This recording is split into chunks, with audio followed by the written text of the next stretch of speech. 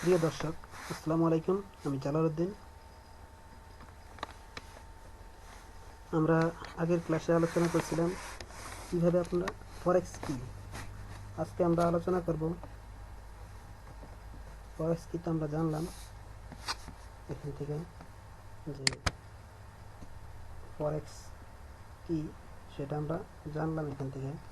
এখন আমরা জানব কীভাবে ফরেক্স আমরা কাজ করব। বলছিলাম যে আগে ফরেক্সে আপনার কী করতে হবে, বেসিক শিখতে হবে।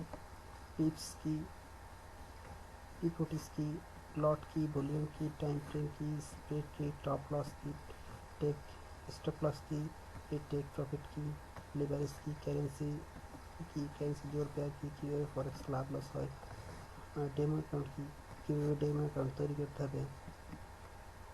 ঠিক আছে, এগুলো আমরা শিখব এবং শিখব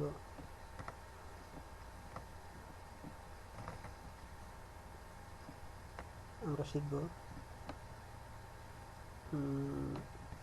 মার্কেট অ্যানালাইসিস শিখব। ঠিক আছে, মার্কেট অ্যানালাইসিস মানে আপনি যে ফরেক্স করবেন, ঠিক আছে, ভালো করে শোনেন।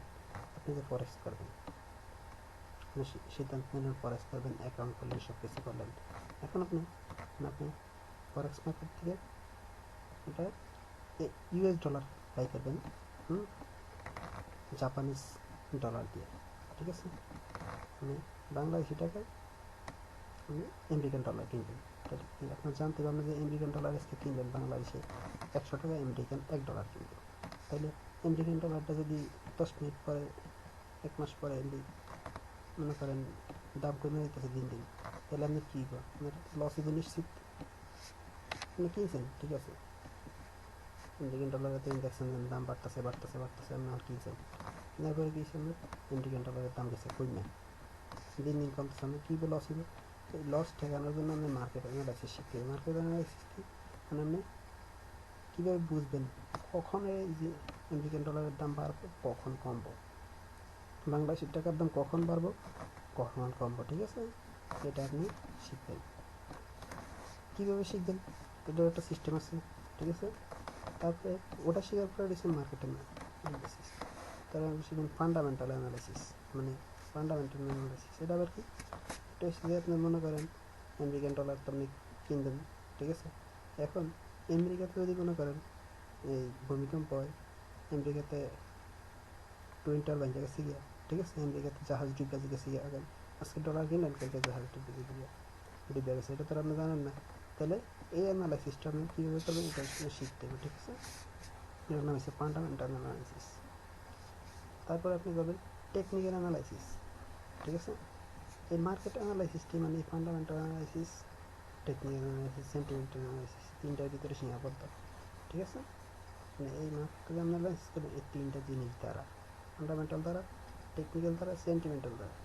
টেকনিক্যাল অ্যানালাইসিস করতে হবে মানে কীভাবে আপনি এই মার্কেট কমবো, কীভাবে বাড়বো, কখন কমবো, কখন বাড়বো।